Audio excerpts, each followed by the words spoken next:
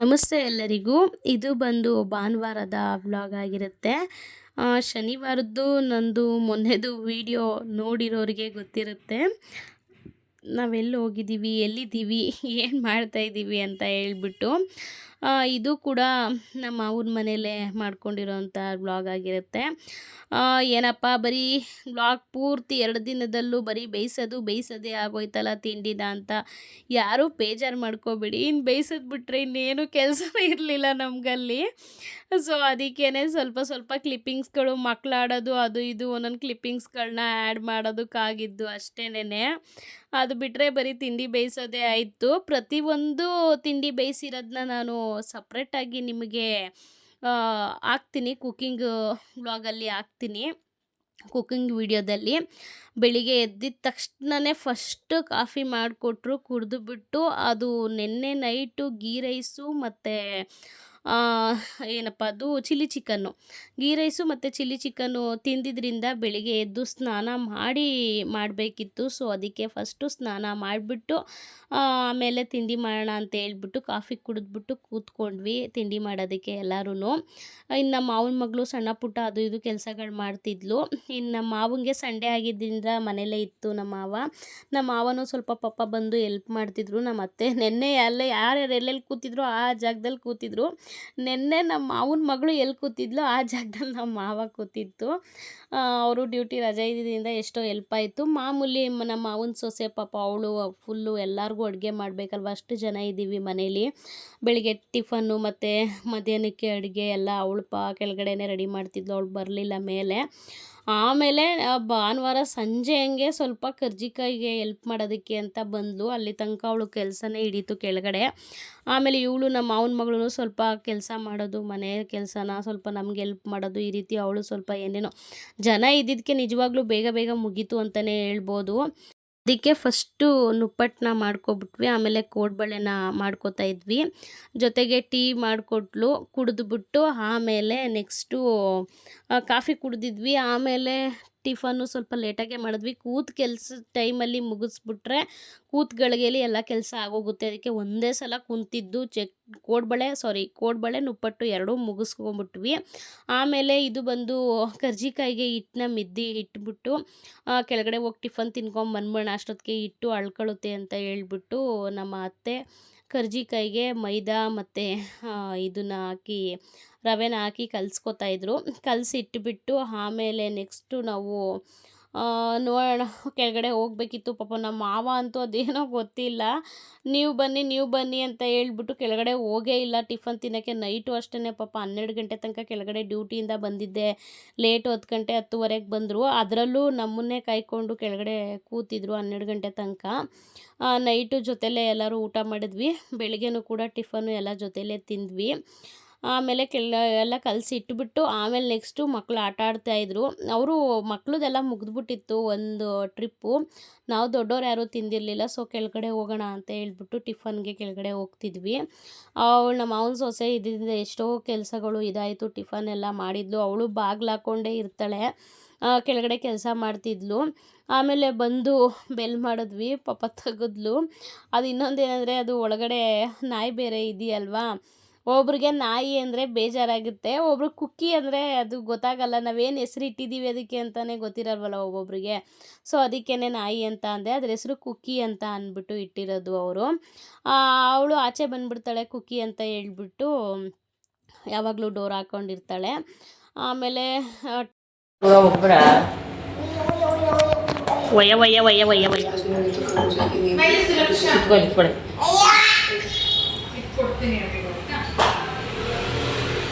So ವಾಶ್ಪಿನ್ ಮುಗಿನ ಕೈ ತೆಗಿ ನೋಡಲಿ ಬಿಡು, ಗುರ್ರ ಅಂತದೀಗ ಬಿಡು, ಇದು ಮಾಡಬೇಡಕ್ಕೆ ಕಚ್ಚಿಗೆ ಬಿಡೋದು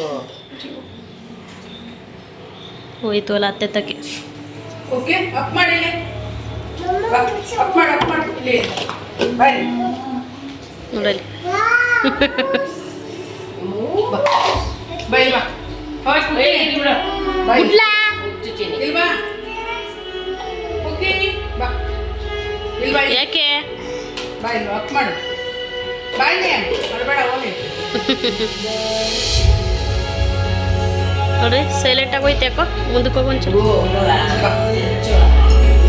ಬಾಯ್ ಅಪ್ ಮಾಡಿ. ಸುಮ್ಮನೆ ಕೂತ್ಕೊ. ಯಾಕೆ ಯಾಕೋ ಸಪ್ಕ ಹೋಗೋದು ಯಾಕೆ? ಏನಾಯ್ತವ ಏನಾಯ್ತವ? ಅವಕ್ಕೂ ಆಯ್ತದ.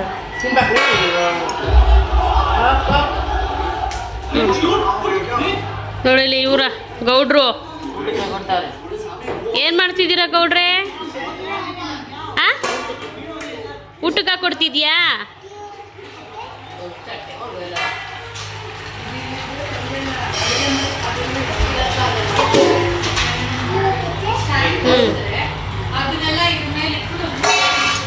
ಕುಕ್ಕಿ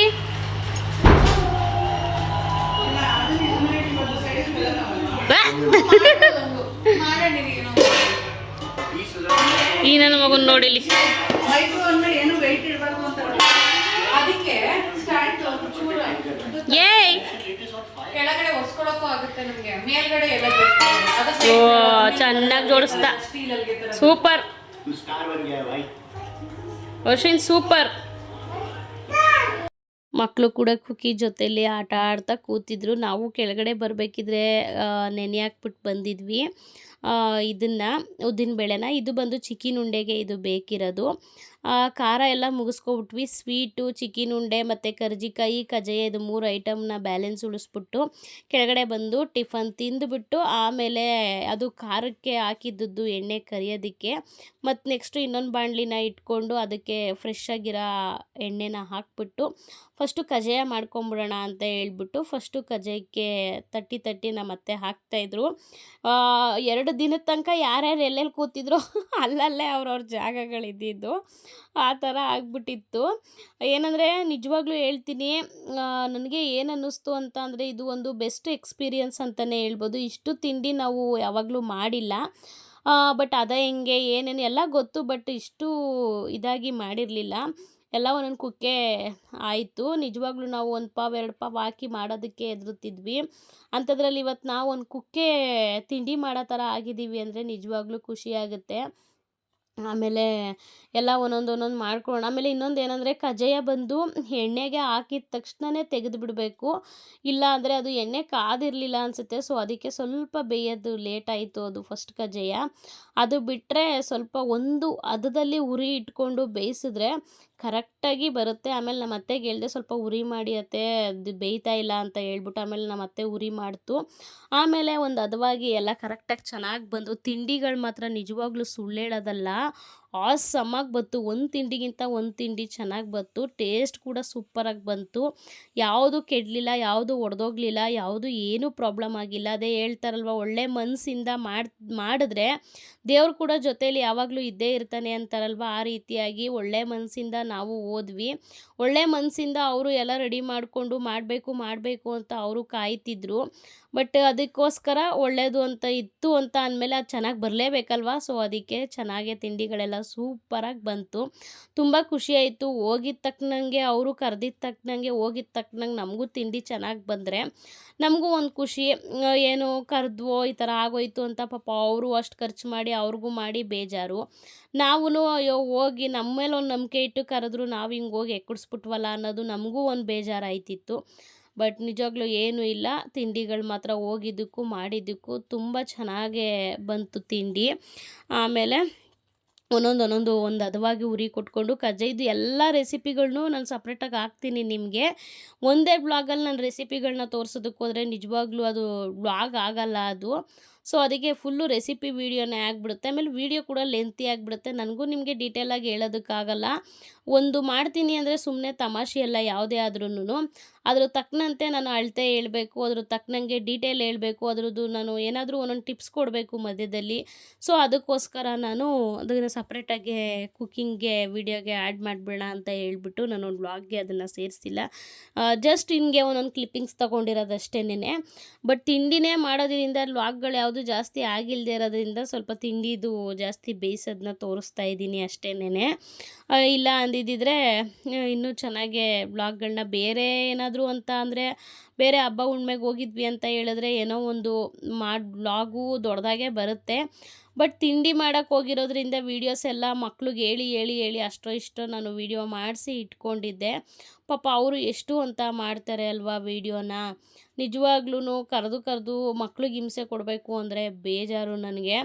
ಹಂಗೂ ಹಿಂಗೂ ಸ್ವಲ್ಪ ಅವರೇ ಎಲ್ಲ ವೀಡಿಯೋ ಮಾಡಿಕೊಟ್ಟಿದ್ದು ನೋಡ್ತಾ ಇರ್ಬೋದು ನೀವೇ ಹೆಂಗೆ ಆಡ್ತಿದ್ರು ಮಕ್ಕಳು ಅಂದರೆ ನಿಜವಾಗ್ಲೂ ಅಯ್ಯೋ ಕಿತ್ತಾಡ್ತಿದ್ರು. ಇದು ಬಂದು ನಾನೇ ಮಾಡಿರೋದು. ನನಗಂತೂ ಕೂತು ಬೆನ್ಗಿನೆಲ್ಲ ನೋವು ಬಂದ್ಬಿಟ್ಟಿತ್ತು. ಅದಕ್ಕೆ ನಮ್ಮ ಮಾವನ ಮಗಳು ಸ್ವಲ್ಪ ಹೊತ್ತು ಬಿಟ್ಟೆ. ಅವಳೊಂದು 5-10 ನಿಮಿಷ ಬೇಯಿಸಿದ್ಲು ತಿಂಡಿನ ಕಜ್ಜಾಯನ. ಅಷ್ಟೊತ್ತಿಗೆಲ್ಲ ಸುಮಾರೆಲ್ಲ ಮುಗ್ದೋಗಿತ್ತು. ಕಜ್ಜಾಯ ಆದಮೇಲೆ ನೆಕ್ಸ್ಟು ಚಿಕನ್ ಉಂಡೆ ಮಾಡೋಣ ಅಂತ ಹೇಳ್ಬಿಟ್ಟು ಫಸ್ಟು ಕಜ್ಜಾಯಕ್ಕೆಲ್ಲ ರೆಡಿ ಮಾಡಿಕೊಂಡು ಕಜ್ಜಾಯ ಮಾಡಿದ್ವಿ. ಆಮೇಲೆ ಇದು ಬಂದು ಚಿಕನ್ ಉಂಡೆಗೆ ಅಮ್ಮ ಎಲ್ಲ ಉಂಡೆ ಮಾಡಿ ಕೊಡ್ತಾಯಿತ್ತು. ನಮ್ಮ ಅತ್ತೆ ಕಲಸಿ ಅದನ್ನು ಅಜ್ಜಿ ಅದರೊಳಗಡೆ ಚಿಕನ್ ಉಂಡೆಗೆ ಎಷ್ಟೋ ಜನಕ್ಕೆ ಗೊತ್ತಿರುತ್ತೆ ಚಿಕನ್ ಉಂಡೆ, ಇನ್ನೂ ಎಷ್ಟೋ ಜನಕ್ಕೆ ಗೊತ್ತಿರಲ್ಲ. ಚಿಕನ್ ಉಂಡೆ ಅಂದರೆ ಏನು ಅಂತಲೇ ಗೊತ್ತಿರಲ್ಲ. ನಮ್ಮ ಕಡೆ ಚಿಕನ್ ಉಂಡೆನ ಪಿತೃಪಕ್ಷಕ್ಕೆ ಮಾಡ್ತಾರೆ, ಇಲ್ಲ ಸತ್ತಾಗ ಯಾರಾದರೂ ಸತ್ತಾಗ ಕೆಟ್ಟಾಗ 11 ದಿನದ ತಿಥಿಲಿ ಈ ಥರ ತಿಥಿಲಿ ಮಾಡ್ತಾರೆ. ಇಲ್ಲಾಂದರೆ ತಿಂಗಳು ತಿಥಿ, ಇಲ್ಲಾಂದರೆ ವರ್ಷದ ತಿಥಿ, ಇಲ್ಲಾಂದರೆ ಈ ರೀತಿ ಪಿತೃಪಕ್ಷಕ್ಕೆ ವರ್ಷಕ್ಕೊಂದು ಸಲ ಮಾಡಲೇಬೇಕು. ಅದಕ್ಕೆ ಸರಿ ಅಂತ ಹೇಳ್ಬಿಟ್ಟು ನಾವು ಮಧ್ಯದಲ್ಲಿ ಈಗ ಪ್ರೆಗ್ನೆಂಟ್ ಇದ್ವಿ ಅಂತ ಅಂದ್ಕೊಳ್ಳಿ, ಇಲ್ಲಾಂದರೆ ಮಾಮೂಲಿ ಸೆಂಟರಲ್ಲಿ ಏನಾದರೂ ನಮಗೆ ಮಧ್ಯದಲ್ಲಿ ಯಾವಾಗಾದರೂ ತಿನ್ನಬೇಕು ಅಂತ ಅನ್ನಿಸ್ತು. ಅಂಥ ಟೈಮಲ್ಲಿ ಮನೇಲಿ ಮಾಡೋಂಗಿಲ್ಲ, ತಿನ್ನೋಂಗಿಲ್ವಂತೆ ಇದನ್ನು. ಇದೊಂಥರ ಸ್ಪೆಷಾಲಿಟಿ ಇದೆ. ತಿನ್ನೋಂಗಿಲ್ಲ, ಇದನ್ನು ನೆನೆಸ್ಕೊಂಡಂಗೆಲ್ಲ ಬೌಸ್ಕೊಂಡಂಗೆಲ್ಲ ತಿನ್ನೋಕ್ಕಾಗಲ್ವಂತೆ. ಇದನ್ನು ಮನೇಲಿ ಮಾಡೋಂಗೇ ಇಲ್ವಂತೆ ಈ ತಿಂಡಿನ. ಏನಂದರೆ ಇದು ಒಂದು ತಿಥಿಗೆ ಅಂತಲೇ ಫೇಮಸ್ ಇದು ಈ ತಿಂಡಿ. ಸೊ ಅದಕ್ಕೆ ನೆನೆಸ್ಕೊಳಂಗೆಲ್ಲ ಮಾಡೋಂಗೂ ಇಲ್ಲ, ತಿನ್ನೋಂಗೂ ಇಲ್ಲ. ಸೊ ಅದಕ್ಕೇ ಇದು ಬಂದು ವರ್ಷಕ್ಕೆ ಒನ್ಸ್ ಅಷ್ಟೇ ಮಾಡೋದು. ಇಲ್ಲಾಂದರೆ ಯಾರಾದರೂ ಸತ್ತಾಗ ಕೆಟ್ಟಾಗ ಮಾಡ್ತಾರೆ. ಆ ರೀತಿಯಾಗಿ ಇರುತ್ತೆ. ಇದ್ರದ್ದು ಸ್ಪೆಷಾಲಿಟಿನೇ ಆ ರೀತಿಯಾಗಿ. ಮಾತ್ರ ತಿಂಡಿ ಮಾತ್ರ ನಿಜವಾಗ್ಲೂ ಚೆನ್ನಾಗಿ ಬಂತು. ಅದೇ ಯಾವುದೋ ಒಂದು ಒಡೆದೋಗ್ಬಿಟ್ಟಿತ್ತು ಅಂತ ಅನಿಸುತ್ತೆ, ಹಿಟ್ಟಿಂದ ಆಚೆ ಬಂದುಬಿಟ್ಟಿತ್ತು ಅನಿಸುತ್ತೆ ಒಳಗಡೆ ಹೂರ್ಣ. ಅದಕ್ಕೆ ಎಣ್ಣೆ ಆ ರೀತಿಯಾಗಿ ಆಗಿತ್ತು. ಅದು ಬಿಟ್ಟರೆ ತಿಂಡಿ ಮಾತ್ರ ಮಸ್ತಾಗಿ ಬಂದಿತ್ತು. ಆಮೇಲೆ ನೋಡ್ತಾ ಇರ್ಬೋದು ನೀವೇ, ಇದು ಬಂದು ಕೋಡ್ಬಳೆ, ಇದು ಕರ್ಜಿಕಾಯಿ. ಇದು ನಾನು ಯಾವುದೇ ರೀತಿಯಾಗಿ ವೀಡಿಯೋಗಳನ್ನ ಮಾಡ್ಕೊಳ್ಳೋದಕ್ಕೆ ಹೋಗಲಿಲ್ಲ. ಲಾಸ್ಟಲ್ಲಿ ಕರ್ಜಿಕಾಯಿ ಮಾಡಿದ್ದು. ಚಿಕನ್ ಉಂಡೆ ನೋಡ್ತಿರ್ಬೋದು ಹೆಂಗೆ ಬಂದೈತೆ ಅಂತ ಹೇಳ್ಬಿಟ್ಟು. ಎಲ್ಲ ತಿಂಡಿನೂ ಚೆನ್ನಾಗಿ ಬಂತು. ಇದು ಬಂದು ಎಡೆಗೆ ಅಂತ ಎಲ್ಲ ಮಕ್ಕಳು ಎಂದಲೂ ಮಾಡ್ತಾನೆ ಇರ್ತಾರಲ್ಲ, ಸೊ ಅದಕ್ಕೆ ಸಪ್ರೇಟಾಗಿ ಎಡೆಗೆ ಅಂತ ಹೇಳ್ಬಿಟ್ಟು ಸಪ್ರೇಟಾಗಿ ಎತ್ತಿಟ್ಬಿಟ್ಟಿದ್ವಿ ಬೇರೆ ಬಾಕ್ಸಲ್ಲಿ ಎಲ್ಲ ಥರ ತಿಂಡಿನೂ. ಏನಾದರೂ ಎತ್ಕೊಂಡು ತಿನ್ನಲಿ ಅಂತ ಹೇಳ್ಬಿಟ್ಟು ಮಕ್ಕಳು. ಆಮೇಲೆ ನೆಕ್ಸ್ಟು ಕೆಳಗಡೆ ಬಂದ್ವಿ. ನೈಟ್ ಆಗೇ ಹೋಯ್ತು. ಇಷ್ಟೆಲ್ಲ ಮಾಡಿ ಮುಗಿಸೋಷ್ಟೊತ್ತಿಗೆ ನಾವು ಬೆಳಿಗ್ಗೆ ಟಿಫನ್ ತಿಂದಿದ್ದೇ ಲೇಟ್ ಆಗಿದ್ದರಿಂದ ನಾವು ಮಧ್ಯಾಹ್ನ ಊಟ ಯಾರೂ ಮಾಡಲಿಲ್ಲ. ಅದು ಇದು ತಿಂಡಿಗಳು ತಿಂದ್ಕೊಂಡೆ ಬಾಯಾಡ್ಬಿಟ್ವಿ. ಕಾಫಿ ಕುಡಿದ್ವಿ, ಟೀ ಕುಡಿದ್ವಿ, ಅದರಲ್ಲೇ ಕಾಲ ಕಳೆದ್ಬಿಟ್ವಿ. ನೈಟ್ ಬಂದು ಚಿಕನ್ ತೊಗೊಂಬಂದು ಸಾಂಬಾರು ಮಾಡಿ ಅನ್ನ ಮಾಡಿದರು. ಮುದ್ದೆ ಮಾಡೋಷ್ಟು ಪೇಷನ್ಸ್ ಯಾರಿಗೂ ಇರಲಿಲ್ಲ. ಫುಲ್ ಎಲ್ಲರೂ ಟಯರ್ಡ್ ಆಗಿಬಿಟ್ಟಿದ್ರು. ಸೊ ಅದಕ್ಕೆ ಮುದ್ದೆ ಮಾಡಿರಲಿಲ್ಲ. ಅನ್ನ ಸಾಂಬಾರು ಮಾಡಿ ಇದು ಮಾಡಿದರು. ನಾವು ಕೆಳಗಡೆ ಬಂದು ನಾವು ಹೊರಡ್ತೀವಿ ಅಂತ ಕೂತ್ಕೊಂಡ್ವಿ. ಆಮೇಲೆ ಬೈದರು, ಬೆಳಗ್ಗೆ ಹೋಗುರಂತೆ ನಾಳೆ ಏನು ಅರ್ಜೆಂಟು ಅಂತ ಹೇಳ್ಬಿಟ್ಟು. ಇಲ್ಲ ನಾವು ಹೊರಡ್ತೀವಿ ಅಂತ ಕೂತಿದ್ದಕ್ಕೆ ಅಡುಗೆನೂ ಮಾಡಿದ್ರು ಅಷ್ಟೊತ್ತಿಗೆ ಪಟ ಅಂತ. ಅಲ್ಲೇ ಊಟ ಮಾಡಿಕೊಂಡು ನಾವು ಹೊರಡೋಣ ಅಂತೇಳ್ಬಿಟ್ಟು ಕಾರ್ ಬುಕ್ ಮಾಡ್ತಿದ್ದೆ. ಅಷ್ಟೊತ್ತಿಗೆ ನಮ್ಮ ಮಾವ ನಾನೇ ಕರ್ಕೊಂಡೋಗಿ ಬಿಡ್ತೀನಿ ಬಿಡು ಅಂತ ಹೇಳ್ಬಿಟ್ಟು ನಮ್ಮ ಮಾವ ನಮ್ಮ ಅತ್ತೆ ಇಬ್ಬರು ಬಂದಿದ್ರು ಜೊತೇಲಿ. ಬಂದು ಬಿಟ್ಟು ನಮ್ಮನ್ನು ಹೋದರು. ಇನ್ನು ಸೋಮವಾರ ಬೆಳಿಗ್ಗೆ ಎದ್ದು ಹೋಗಿ ಒತ್ತನಂತೆ ಅಂತ ಹೇಳ್ಬಿಟ್ಟು ಹಿಂಸೆ ಮಾಡಿದ್ರು. ಇಲ್ಲ ಮಂಡೇ ಬೆಳಿಗ್ಗೆ ನಾವು ಅಲ್ಲಿಂದ ಬಂದು ಇಲ್ಲಿ ಎಲ್ಲ ಟಿಫನ್ ಎಲ್ಲ ರೆಡಿ ಮಾಡಿ ಅಲ್ಲೇ 5 ಗಂಟೆಗೆ ಎದ್ದೇಳಬೇಕು. ನಮಗೂ ಹಿಂಸೆ, ಅವ್ರಿಗೂ ಹಿಂಸೆ, ಯಾರಿಗೂ ನಿದ್ದೆ ಇರಲ್ಲ. ಸೊ ಇಲ್ಲ ನಾವು ಹೆಂಗೂ ಮುಗೀತಲ್ವ, 6 ಗಂಟೆಗೆ ನಿಜವಾಗ್ಲೂ ತಿಂಡಿ ಎಲ್ಲ ಮುಗ್ದೋಯ್ತು. ನಾವು ಹೊರಡ್ತೀವಿ ಅಂತ ಹೇಳ್ಬಿಟ್ಟು ನಾವು ಬಂದಿದ್ದಾಯಿತು. ಮಧ್ಯದಲ್ಲಿ ಅಲ್ಲಿ ಏಕ್ಲಿಕ್ಕೂ ಆ ಏರಿಯಾದಲ್ಲಿ ಏಕ್ಲಿಕ್ಕೂ ಗಣೇಶನ್ನೇ ಕೂರಿಸಿದ್ರು. ಎಲ್ಲ ನೋಡಿಕೊಂಡು ಏಕ್ಲಿಕ್ಕೂ ಮಕ್ಕಳು ಬಂದಿದ್ದರು ಜೊತೇಲಿ. ನಮ್ಮ ಮಾವನ ಮೊಮ್ಮಕ್ಕಳು, ನಮ್ಮ ಅತ್ತೆ, ನಮ್ಮ ಮಾವ ಇಷ್ಟು ಜನರು ಬಂದಿದ್ದರು. ಬಿಟ್ಟು ಹೋದರು. ಮಾತ್ರ ನಿಜವಾಗ್ಲೂ ಎಲ್ಲ ಚೆನ್ನಾಗಾಗಿದೆ, ಒಂದು ಖುಷಿ ಅಂತಲೇ ಹೇಳ್ಬೋದು. ಇದಿಷ್ಟು ಇವತ್ತಿನ ವಿಡಿಯೋ ಆಗಿತ್ತು. ನಿಮಗೇನಾದರೂ ನನ್ನ ವೀಡಿಯೋಸ್ ಏನಾದರೂ ಸ್ವಲ್ಪನಾದರೂ ಇಷ್ಟ ಆಗ್ತಿದೆ, ಮೋಟಿವೇಶನ್ ಸಿಗ್ತಿದೆ ಅಂತ ಹೇಳಿದ್ರೆ ದಯವಿಟ್ಟು ನನ್ನ ಚಾನಲ್ನ ಸಬ್ಸ್ಕ್ರೈಬ್ ಮಾಡ್ಕೊಂಡು ನೋಡಿ ಅಂತ ಹೇಳ್ತೀನಿ. ಇದೇ ಥರ ಸಪೋರ್ಟ್ ಮಾಡ್ತಾಯಿರಿ, ನಮಗೂ ಬೆಳೆಯೋದಕ್ಕೆ ಅವಕಾಶ ಮಾಡಿಕೊಡಿ ಅಂತ ಕೇಳ್ಕೊತೀನಿ ನಾನು ಎಲ್ಲರ ಹತ್ರನೂ. ಇದಿಷ್ಟು ಇವತ್ತಿನ ವಿಡಿಯೋ ಆಗಿತ್ತು. ಮತ್ತೆ ನಾಳೆ ವಿಡಿಯೋದಲ್ಲಿ ಭೇಟಿ ಆಗೋಣ. Thank you for watching. Bye.